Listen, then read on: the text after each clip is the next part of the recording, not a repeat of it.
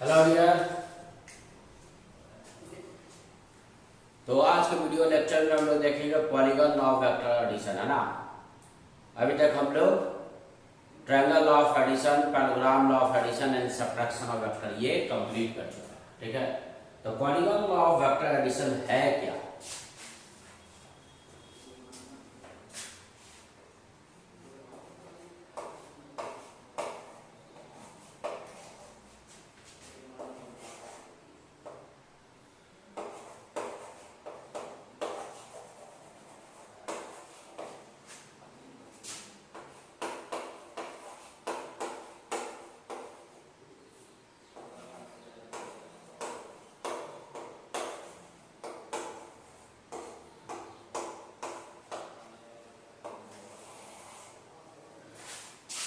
तो triangle law of vector additions में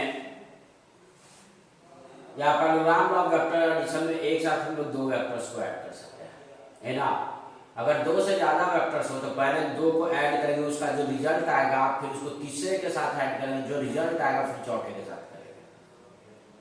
वही polygon law of vector addition बोलता क्या कि एक साथ जितना भी वेक्टर्स दिया है नंबर ऑफ वेक्टर सबको क्या कर लेंगे, अरेंज कर देंगे। किस तरह से अरेंज करेंगे? तो पहले वेक्टर के हेड पे दूसरे वेक्टर का टेल रख देंगे, फिर दूसरे वेक्टर के हेड पे तीसरे का टेल रख देंगे, फिर तीसरे के हेड पे चौथा का टेल रख देंगे। इस तरह से जितना वेक्टर सबको अरेंज करते चलेंगे, ठीक है ना। देखो जैसे मान लेते हैं ये तुम्हारा क्या है, ये फर्स्ट वेक्टर हुआ ए,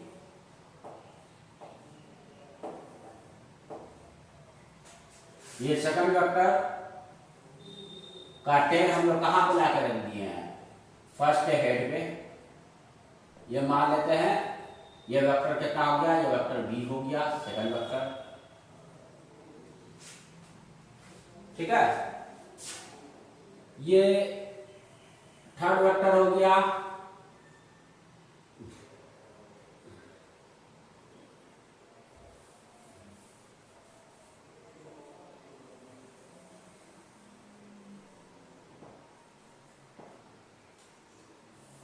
ये थर्ड वेक्टर हो गया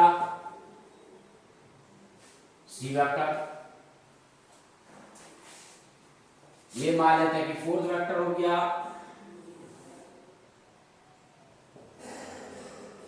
डी वेक्टर। चलो ये 4 वेक्टर्स को हम लोग क्या कर रहे हैं, ऐड कर। अगर इस तरह से और भी वेक्टर होगा तो फिर अगला फिफ्थ का हेड टेल को क्या करेंगे, फोर्थ के हेड पे रख देंगे, फिर अगला वेक्टर के सिक्स का वेक्टर का टेल फिफ्थ पे रख देंगे। इस तरह से अरेंज, जितना वेक्टर पहले सबको अरेंज कर। तो polygon law of vector addition यही बोलता है कि फर्स्ट वेक्टर का जो टेल है और इस तरह से अगर अरेंज कर चुके हो और लास्ट वेक्टर का जो तुम्हारा क्या है, हेड है, इन दोनों को मिला दो। इसको जो लाइन ज्वाइन करेगा फर्स्ट वेक्टर का टेल और लास्ट वेक्टर के हेड को,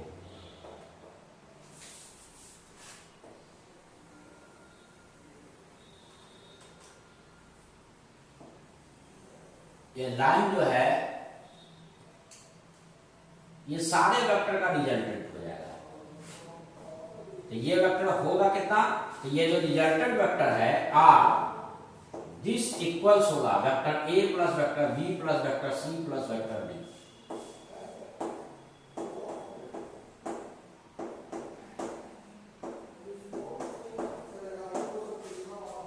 vector A plus vector B plus vector C plus vector D, ठीक है ना। ये वेक्टर मेरा आर हो जाएगा। तो एक्चुअली में क्या, ये polygon law of vector addition तुम्हारा क्या, ये कोई अलग तुम्हारा रूल नहीं है। एक्चुअली ट्रायंगल ऑफ एडिशन का ही एडवांस फॉर्म है। ट्रायंगल ऑफ एडिशन से आसानी से प्रूव कर सकते हैं कि ये तुम्हारा क्या गया, कि ये रिजल्ट मेरा फाइनली इतना है। देखो किस तरह से, पहले हम लोग क्या करें कि वेक्टर ए और वेक्टर बी का रिजल्टेंट निकालें। तो पहला का टेल और दूसरा का हेड को जो ये लाइन मिलाएगा, ये इसे हम लोग क्या बोलेंगे, इसे हम लोग बोलेंगे vector A plus vector B, ठीक है। अब इन दोनों वेक्टर को हटा दो, इन दोनों का सम कर चुके हैं। अब रहा मेरे पास ये वेक्टर, ये कितना रहा, vector A plus vector B. अब वेक्टर ए प्लस बी का टेल यहाँ पे है, यानी क्या बता रहा है, टेल यहाँ पे है और हेड यहाँ पे है।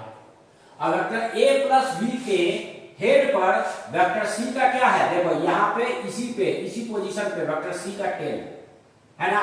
तो अब पहला वेक्टर मेरा ए प्लस बी हो गया, दूसरा वेक्टर मेरा कौन हो गया, सी वेक्टर हो गया। तो फर्स्ट वेक्टर का तुम्हारा क्या हो गया यहाँ पे टेल, और सेकंड वेक्टर का हेड। अब इसको मिला दो, अब इन रिजल्टेंट वेक्टर और अगला वेक्टर सी को ऐड करें। तो देखो तो ये पहले के हेड पे, दूसरा का ये सी का टेल है। तो क्या हो गया, यहां से जो लाइन जाके उसको ज्वाइन कर रहा है, ये क्या होगा, इसका और इसका रिजल्टेंट होगा। तो ये तो पहले से ऑलरेडी कितना है, A vector plus B vector, और इसमें सी वेक्टर और ऐड हो जाएगा। तो ये क्या हो गया, this is the resultant of A plus B vector plus C vector.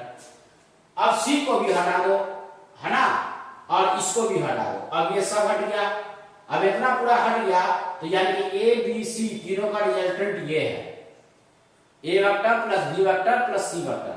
अब इसके हेड पे देखो, इसका टेल यहाँ पे है, जहां पे ए का इनिशियल टेल है, ये तीनों का टेल यहीं पर है, और ये तुम्हारा क्या हो गया, हेड अब यहाँ पे है। अब क्या हो गया, A plus B plus C vector के हेड पर डी का टेल है ना। तब यानी कि तुम्हारा क्या हो गया, अब इसके हेड पे इसका टेल है, तो फर्स्ट वेक्टर का टेल और लास्ट वेक्टर का हेड को जो लाइन, ये वाला लाइन आके ज्वाइन कर रहा है, ये हो जाएगा इसका और इसका, इन दोनों का रिजल्टेंट होगा। इसका मतलब ये क्या हो गया, ये वेक्टर जो हो गया, इसका और इसका जो रिजल्टेंट हुआ A plus B plus C plus D, यानी कि ये वेक्टर होगा A plus B plus C plus D. ये क्या आ जाएगा, ये चारों का रिजल्टेंट हो जाएगा। तो particular law of vector addition कोई न्यू लॉ नहीं है वेक्टर एडिशन का, actually triangle law of vector addition का ही ये एडवांस फॉर्म है। इसमें हम लोग कई बार तुम्हारा क्या triangle law of vector addition को पहले ए और बी के लिए यूज किया triangle law of vector addition. जब ये तुम्हारा ए बी का रिजल्टेंट आ गया, तो ये दोनों वेक्टर ए और बी को हटा दो। अब ए प्लस बी को सी के साथ ऐड कर दो। अब ए प्लस बी प्लस सी का रिजल्टेंट जब ये आ गया, ए प्लस बी प्लस सी ये वेक्टर मिल गया, है ना। अब ये इसका रिजल्टेंट, यानी अब ये तीन वेक्टर का रिजल्टेंट आ गया, ये तीनों हट गया। अब ए प्लस बी प्लस सी, अब इसके हेड पे डी है, तो ए प्लस बी प्लस सी के साथ डी को ऐड कर दिए, तो अब क्या आ गया, A plus B plus C plus D, ये चारों का रिजल्टेंट होगा। ठीक है, तो लिखो, लॉ को नोट करो।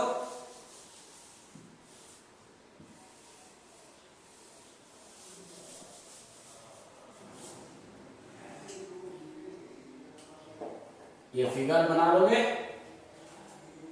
देखो in polygon law of vector addition,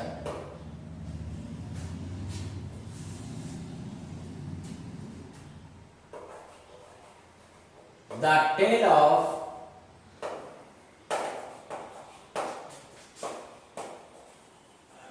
second vector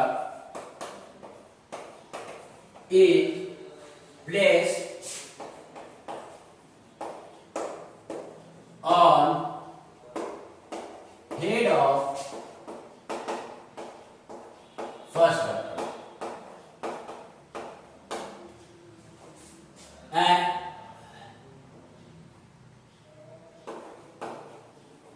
then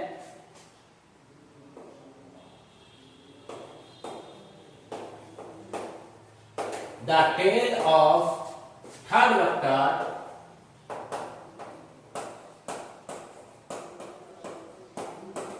is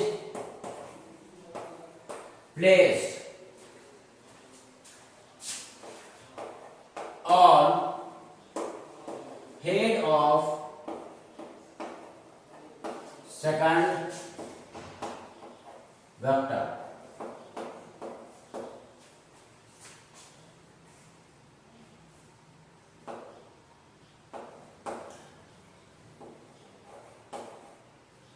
ठीक है।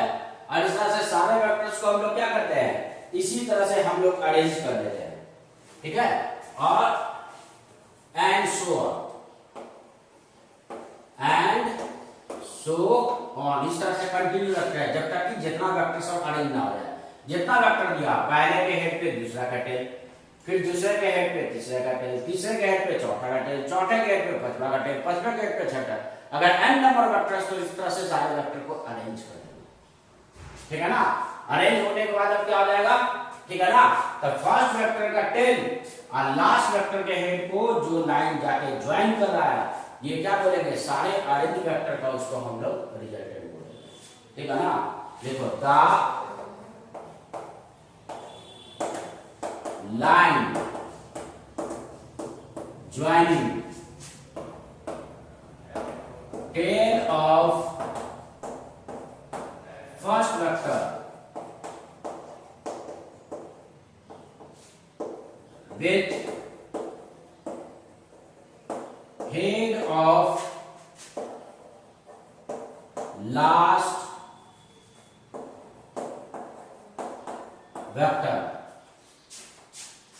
gives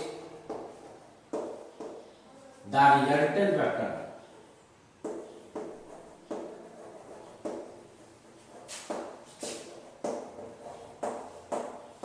of all such arranged vector। इस तरह से जितना भी ऐसा वेक्टर अरेंज है वो सबका क्या होता है, रिजल्टेंट हो जाता है। इसी को हम लोग क्या बोलते हैं, polygon law of vector addition बोलते हैं, ठीक है। तो ये कुछ स्पेशल रूल नहीं है, जस्ट ट्रायंगल ऑफ एडिशन पे ही है। और जो प्रॉब्लम जो जनरली बेस्ड होगा सब तुम्हारा ट्रायंगल ऑफ एडिशन या पैरेललोग्राम लॉ ऑफ एडिशन पे ही होगा। और एक साथ ज्यादा होगा तो ज्योमेट्री से जनरली क्या होता है, इस तरह का प्रॉब्लम को हम लोग ज्योमेट्री से सॉल्व करने के लिए यूज करते हैं polygon law of vector addition को, ठीक है। तो यहाँ पे मेरा क्या हो गया, vector law of addition. Important point हम लोग नोट कर ले और एक दो क्वेश्चन शुरू कर ले, है ना।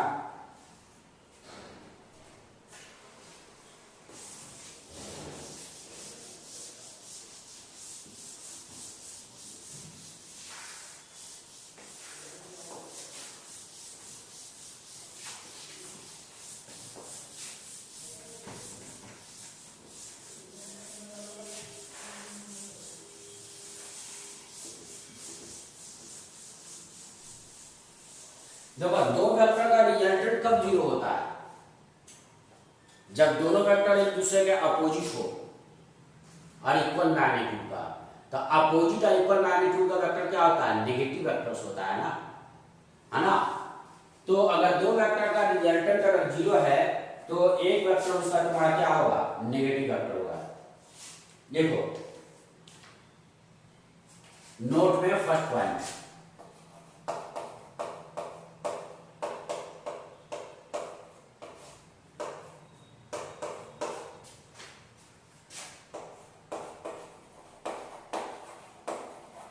the resultant of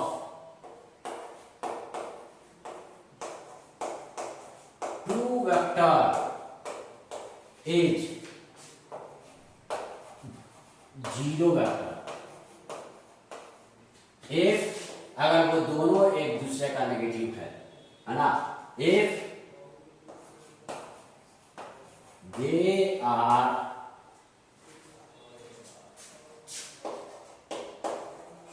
negative vector of each other, ठीक है। जैसे कि वेक्टर ए, इसका नेगेटिव वेक्टर क्या हो जाएगा, तो जस्ट इसका अपोजिट डायरेक्शन में हो और इक्वल मैग्नीट्यूड का। तो ये दोनों पैरेलल लाइन है, एक पैरो लेफ्ट टू राइट है, एक पैर राइट टू लेफ्ट है, ठीक है ना। तो यानी कि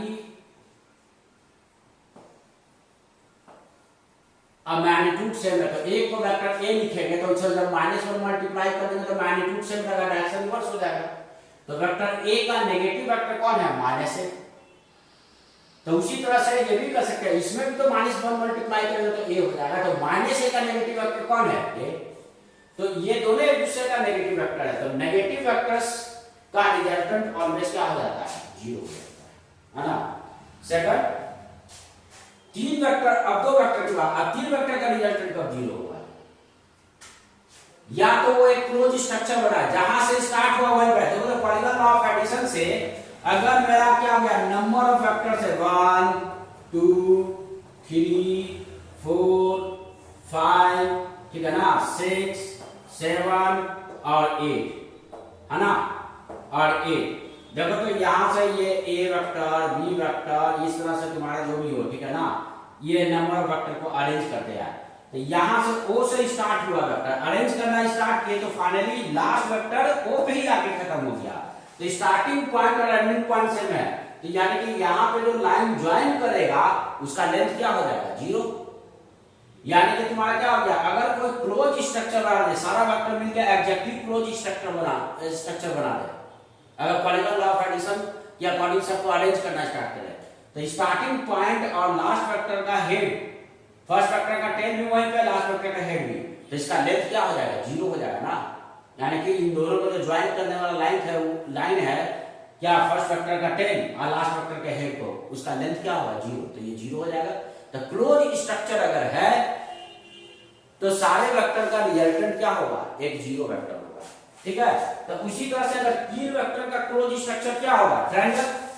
अगर तीन वेक्टर को अरेंज करें, वेक्टर ए, वेक्टर बी, ठीक है ना, या मान लीजिए वेक्टर बी,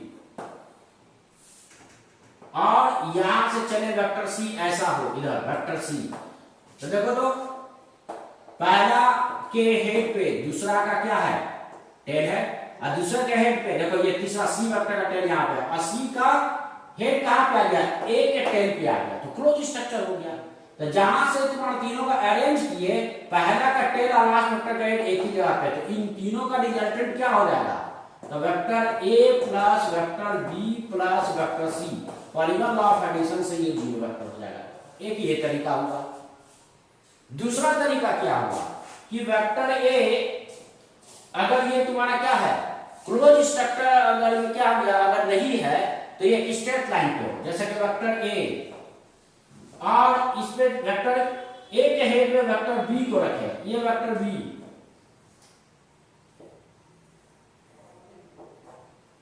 ये है वेक्टर बी, यहां से यहां वेक्टर ए है और यहां से यहां वेक्टर बी है,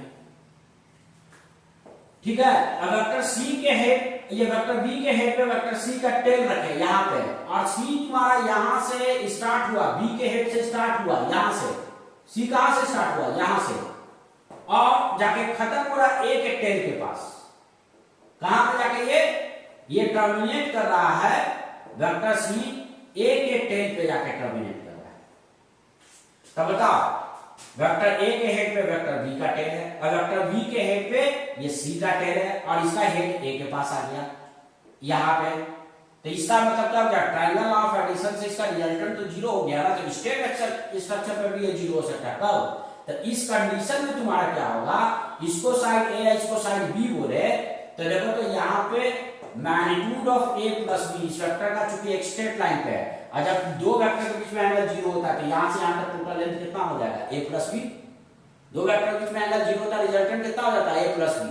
तो ए प्लस बी के लेंथ के बराबर अगर सी का लेंथ है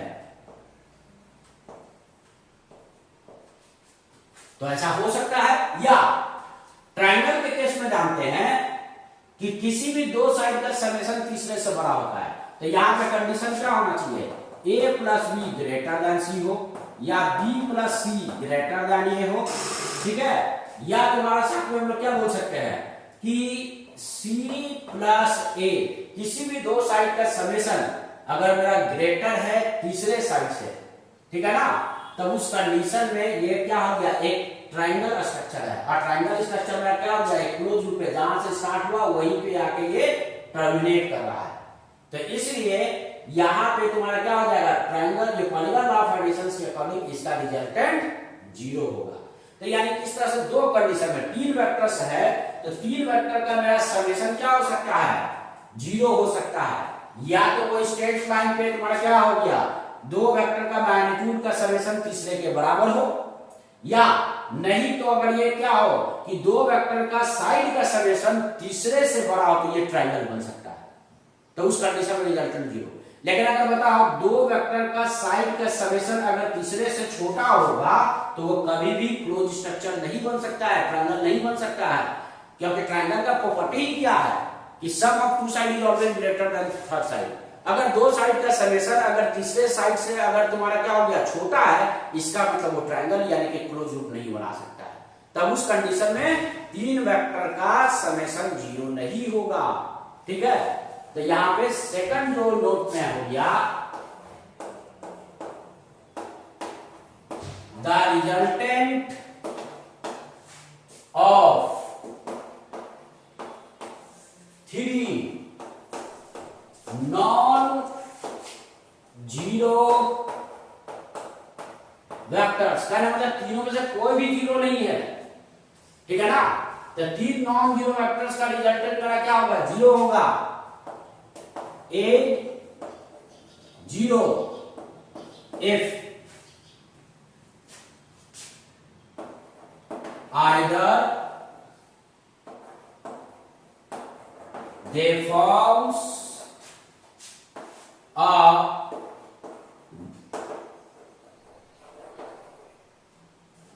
triangle or straight line segment or straight line segment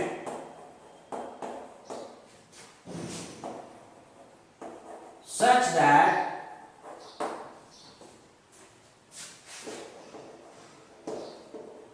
the sum of two sides are equal to sum of two sides या sum of magnitude of two vectors, the sum of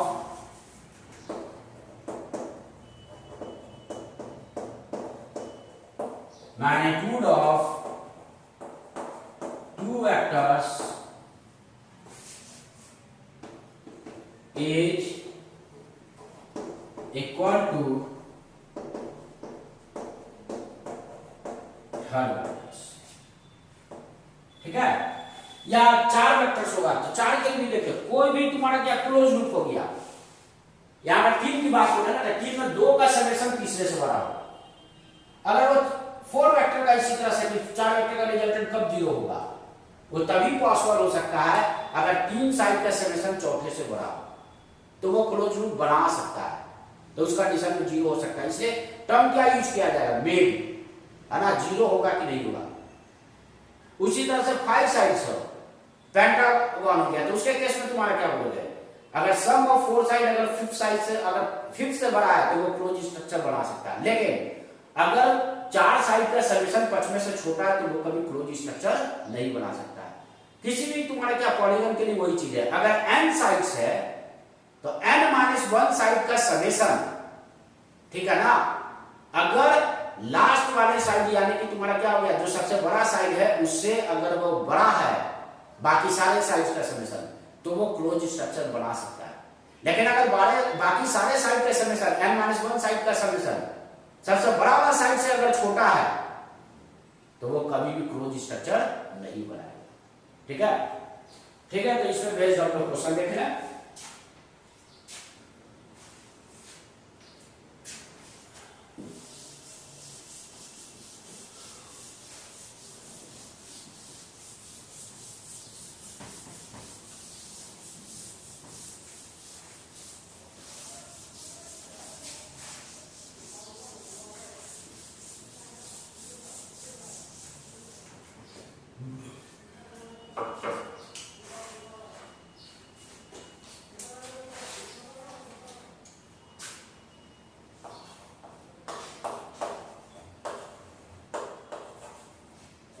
से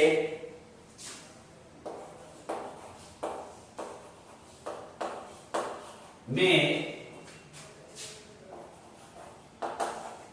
give 0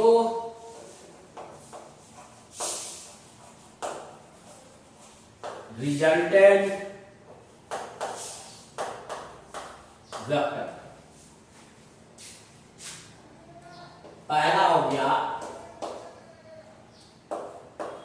2 4 5, मतलब इसमें एक side का length 2 है, दूसरे का 4 है, तीसरे का 5 है। सेकंड क्वेश्चन हो गया 3 7 16।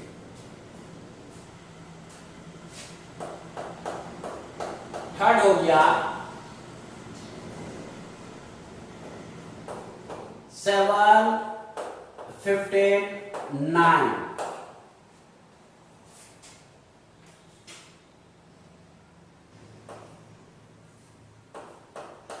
फोर्थ हो गया 8 12 30।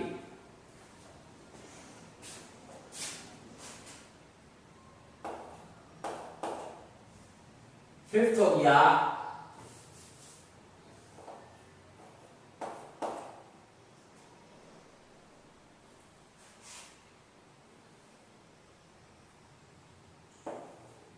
32 40 70। चलो सिक्स हो गया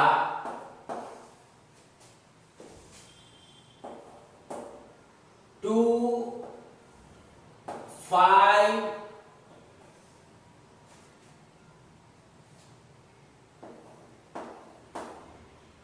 25 30। और सेवंथ हो गया 40 20 10 50।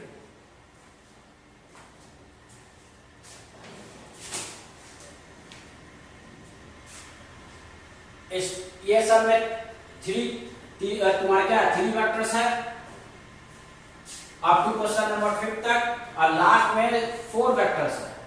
तो इसमें 3 वेक्टर का समीकरण पूछा, क्या 0 हो सकता है? मे बी, क्योंकि एंगल मैंने बताया कि किस 2 वेक्टर के बीच में एंगल क्या है। एंगल तुम इंडिपेंडेंट हो कि एंगल कुछ भी ले सकते हो, कि किसी तरह से क्लोज स्ट्रक्चर बना सकते हो तो बनाओ। अगर बन गया तो उसका क्या होगा, रिजल्टेंट 0 हो सकता है, नहीं बना तो नहीं होगा। तो देखो, तो इसमें सबसे पहले क्या करना, सबको अरेंज कर देना इंक्रीजिंग ऑर्डर में। तो ये तो खुद ब खुद ही इंक्रीजिंग ऑर्डर में दिया हुआ है 2 4 5। तो बताओ, स्मॉलर 2 साइड का समेशन मेरा तीसरे से बड़ा है, 2 + 4 = 6 ग्रेटर देन 5। तो ये क्लोज स्ट्रक्चर बना सकता है, तो इसका रिजल्टेंट 0 हो सकता है। यहां पे आ जाओ, ये भी अरेंज है खुद ब खुद, है ना, इंक्रीजिंग ऑर्डर में। तो 3 + 7 10, यहां पे 2 साइड का समेशन है, वो लेस देन थर्ड साइड से है, तो ये क्लोज स्ट्रक्चर नहीं बना सकता है। तो इसका रिजल्टेंट कभी भी 0, चाहे जैसे भी तुम अरेंज कर लो, किसी भी एंगल पे 2 साइड को लेके अरेंज कर दो, कभी भी वो तीसरा से क्लोज स्ट्रक्चर बनाएगा नहीं। क्योंकि ट्रायंगल का प्रॉपर्टी है 2 साइड का समेशन तीसरे से बड़ा होना चाहिए।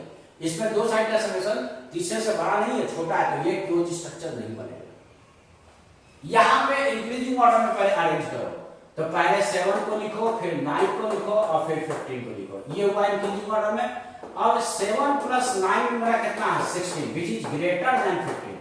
हाँ, ये भी, इसमें भी 2 साइड का समेशन तीसरे से बड़ा है, तो ये भी तुम्हारा क्या होगा, ये भी क्लोज स्ट्रक्चर बनाएगा, यानी कि इसमें भी मुझे रिजल्टेंट 0 मिल सकता है। यहां पे आओ, 2 साइड का समेशन देखो इंक्रीजिंग ऑर्डर में दिया हुआ है, तो 8 + 12 = 20, और 20 क्या है, 2 साइड का समेशन लेस देन 30 से है, जबकि 2 साइड का समेशन क्लोज स्ट्रक्चर बनने के लिए, है ना। अगर तुम्हारा क्या है यहाँ पे 3 अगर तुम्हारा अगर साइड्स है तो 2 साइड का समेशन तीसरे से बड़ा होना चाहिए, लेकिन ये छोटा ये क्लोज स्ट्रक्चर नहीं बना सकता, यानी कि ये ट्रायंगल नहीं बना सकता है, चाहे जैसे भी अरेंज करो। तो यानी कि ये भी तुम्हारा आंसर नहीं होगा, ये भी 0 वेक्टर नहीं होगा। यहाँ पे इंक्रीजिंग ऑर्डर में ये भी है, तो 32 प्लस 40 72, यहां पे 2 साइड का समेशन क्या है, बड़ा नहीं है लेकिन बराबर है। तब बराबर है तो उस केस में भी रिजल्टेंट 0 मिल सकता है। इस एक ही लाइन पे हो, 32 भी इसी पे हो और 40 भी इसी पे हो, 30 और 40, और 72 को इसके अपोजिट रख दो, सॉरी 32 और 40 और 72 को इसके अपोजिट रख दो, तो ये दोनों क्या होगा, कैंसिल कर देगा, है ना। इक्वल में भी 2 साइड का समेशन तीसरे के बराबर है तो भी रिजल्टेंट 0 मिलेगा, वो एक स्ट्रेट लाइन सेगमेंट पे मिलेगा। और 2 साइड का समेशन अगर तीसरे से बड़ा है तो वो ट्रायंगल बना के रिजल्टेंट 0 हो सकता है, लेकिन अगर 2 साइड का समेशन तीसरे से बड़ा है तो किसी भी तरह से पॉसिबल नहीं है कि वो एक क्लोज स्ट्रक्चर बना, उसका रिजल्टेंट कभी भी 0 नहीं मिल सकता, चाहे जैसे भी अरेंज करो। अब यहां पर पहले इसको इंक्रीजिंग ऑर्डर में अरेंज करो, 2 5 30 उसके बाद 25। तो यहां पे फर्स्ट 3 स्मॉलर साइड का समेशन चेक करो, 2 प्लस 5 प्लस 30 कितना हो गया, 20। ये छोटा है लास्ट वाले साइड से, बड़ा होता तब ये एक क्वाड्रिलेटरल बनाता, लेकिन 3 साइड का समेशन चौथे से छोटा है, ये क्वाड्रिलेटरल यानी कि क्लोज स्ट्रक्चर बना ही नहीं सकता है। तो इसका भी कभी भी जैसे भी अरेंज करो चारों साइड को, रिजल्टेंट 0 नहीं पॉसिबल। इस पे आ पहले अरेंज करो इनकी, पहले 10 उसके बाद 15 उसके बाद 20 उसके बाद 40 अरेंज कर दिए। तो पहला 3 स्मॉलर साइड का समेशन देखो, 10 प्लस 15 प्लस 20 ये है 45। अब 3 साइड का समेशन तीसरे साइड से तुम्हारा क्या है, चौथे साइड से बड़ा है, तो ये क्वाड्रिलेटरल बना सकता है। तो इसलिए इससे भी ये चारों का रिजल्टेंट 0 पॉसिबल है। ठीक है, इस तरह के क्वेश्चन में मे बी टर्म यूज करके पूछा जाएगा कि क्या पॉसिबल है कि इसका रिजल्टेंट 0 हो सकता है इन वेक्टर्स का। ठीक है, तो यही मेथड यूज करना। ठीक है, अब लास्ट क्वेश्चन हम लोग देखें और हम लोग का आज का टॉपिक कंप्लीट हो जाएगा।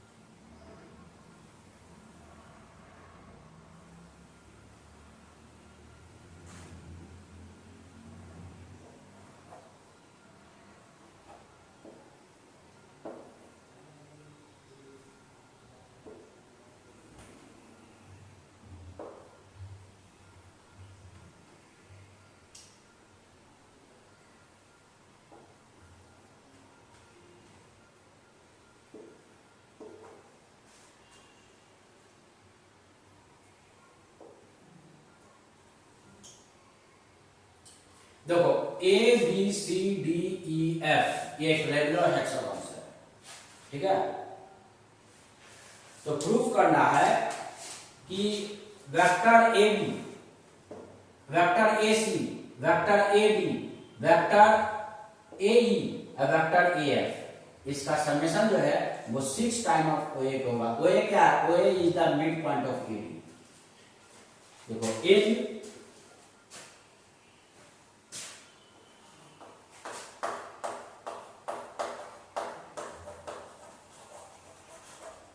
Regular hexagon A B C D E F A, A B C D E F A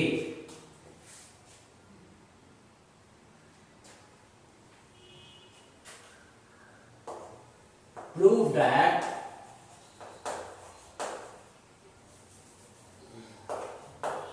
क्या प्रूव करना है इसमें?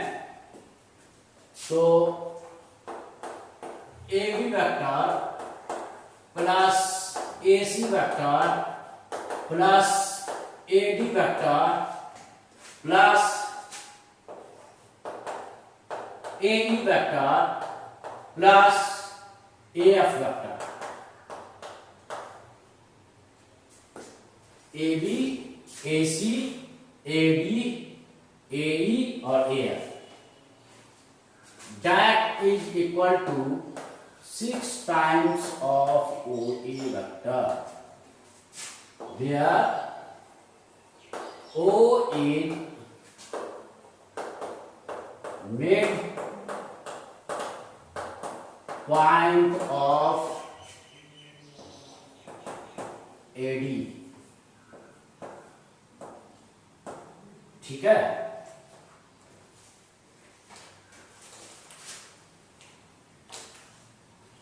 प्रूव करो, सोचो थोड़ा।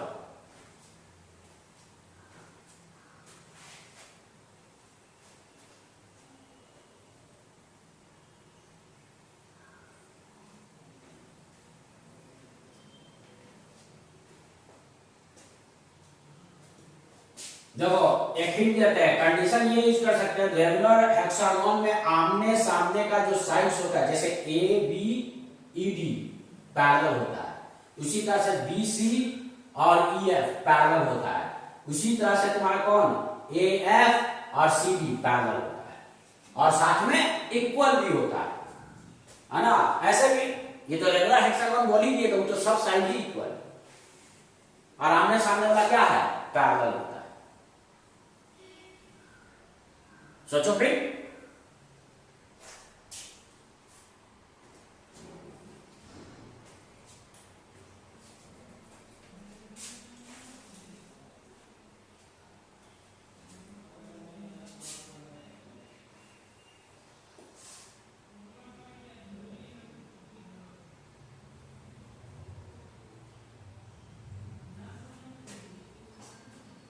ये हेक्सागन का डायगोनल है ना, अगर ये सारे साइड को हम लोग अगर ए माने, सब का लेंथ ए है, तो ए बी कितना बराबर है? 2 है। ये भी ए, ओ से ए, और ये भी ए, है ना। ये टोटल कितना होता है? 2a होता है, और ये मिड पॉइंट है, ए ओ भी ए होगा और ये भी। तो ये तो रेगुलर हेक्सागन में हम लोग जानते भी है कि जो डायगोनल होता है अपने सामने वाले पैरेलल साइड का ट्वाइस होता है। एक और ही,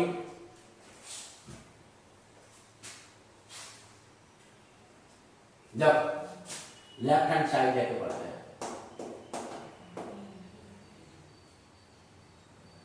तो लेफ्ट हैंड साइड में क्या है? A B vector, AC vector, AD vector, AE vector और AF वेक्टर, ये है। अब देखो यहां पे ध्यान से, ट्रायंगल ऑफ एडिशन से अगर इस AC वेक्टर के साथ मुझे अगर ये DC वेक्टर मिल जाता, क्या मिल जाता, इस AC पहला AC के हेड पे यानी कि C पे अगर DC का टेल हो तो पहला का हेड और लास्ट का हेड को जो लाइन ज्वाइन करेगा वो इन दोनों का रिजल्टेंट होगा। तब AC प्लस DC को तो AD लिख सकते हैं ना। तो ये हमको DC मिलेगा कैसे, DC तो क्वेश्चन में है नहीं, तो इसके सामने वाला साइड देखो, ये तो है AF, DC वेक्टर का कितना, तो आमने सामने साइड इक्वल है और इसका डायरेक्शन C से भी ऊपर है, तो इसका भी तो डायरेक्शन तुम्हारा इधर ही है, तो ये दोनों पैरेलल है, इक्वल है। तो इसको अगर हम लोग AF वेक्टर को तब क्या बोल सकते हैं, CD वेक्टर। जब दो वेक्टर का मैग्नीट्यूड इक्वल्स हो और डायरेक्शंस भी दोनों का सेम है तो दोनों इक्वल वेक्टर है। तो देखो तो हम लोग यानी कि AB के साथ AF को ले आते हैं, तो AB वेक्टर में के साथ AF प्लस AF वेक्टर, इसको एक साथ ले लें, ठीक है। तो ये और ये दोनों हो गया, एक AC तो है ही, अब ये दोनों बचा। अब ये दोनों में देखो, ये AE वेक्टर के साथ AE, अगर मुझे ये वाला साइड मिल जाए कौन, ED, तो AE के हेड पे ED का टेल है, तो इसका टेल फर्स्ट वेक्टर का लास्ट वेक्टर का हेड, इसको AE प्लस ED का समेशन भी AD हो जाएगा। तो क्वेश्चन में ED वेक्टर दिया नहीं है, ठीक है ना, तो इसके सामने का साइड AB तो दिया हुआ है ना। अच्छा देखो यहाँ पे क्या कर दिया, यहाँ पे किसको, AC के साथ में मुझे CD लेना है, तो इसके सामने कौन है, AF, तो यहाँ पे सॉरी यहाँ पे किसको लिए है पहले, यहाँ पे आप लोग AC के साथ, इसको कितना, AC के साथ ना, AC, ये AC के साथ हम लोग CD वेक्टर, तो CD के लिए कौन दे रहे हैं, AF प्लस AF, ये AC और AF इन दोनों का एक साथ लेंगे, क्योंकि AF वेक्टर को हम लोग लिख सकते हैं CD वेक्टर, और ये दोनों मिलकर बन जाएगा AD। तो ये दो वेक्टर को पहले ले लिया इन दोनों को। उसी तरह से AE वेक्टर के साथ ED चाहिए, तो AE पहले ले लो, AE, इसके साथ ED चाहिए, तो ED कहां से मिलेगा, इसका सामने वाला पैरेलल साइड कौन है, AB है ना। तो ये इक्वल है और डायरेक्शन इसका लेफ्ट राइट है, इसका भी लेफ्ट राइट है, दोनों पैरेलल भी, तो ये दोनों इक्वल वेक्टर है। तो हम लोग क्या, AE के साथ ED चाहिए और ED के लिए ले सकते हैं AB। इसका मतलब अब हम लोग ये वेक्टर और AB और किसको, AE, इन दोनों को साथ में कर लिया। तीसरा बच गया कौन, खुद AD, जैसे AD भी रखो, ये खुद AD। अब यहां पे AC प्लस मुझे CD चाहिए ना, तो ये दोनों पैरेलल है और लेंथ में इक्वल है, तो डायरेक्शन इसका A to F ऊपर की तरफ है और इसका ये पैरेलल साइड इसका भी ऊपर की तरफ है, तो हम AF वेक्टर को लिख सकते हैं CD वेक्टर। तो इसे हम लोग कर दिए CD वेक्टर प्लस उसी तरह से AE और इसके साथ ED चाहिए, तो ED कहां से, AB वेक्टर, ये दोनों का लेंथ इक्वल है और A से B left to right direction इसका भी है, तो हम लोग AB को लिख सकते हैं ED वेक्टर। तो AE vector plus ED vector, और ये कितना, AD। आप ट्रायंगल ऑफ एडिशन से देख सकते हो, AC है ना, और इसके तुम्हारा क्या, हेड पे CD का टेल है, तो AC प्लस CD ये बन जाएगा AB, ये पूरा हो गया AD। तो ये हो गया AD वेक्टर प्लस उसी तरह से AE के हेड पे ED का टेल है, तो ये दोनों भी मिलकर ट्रायंगल ऑफ एडिशन से ये बन गया AD हो गया AD, और ये तो AD है,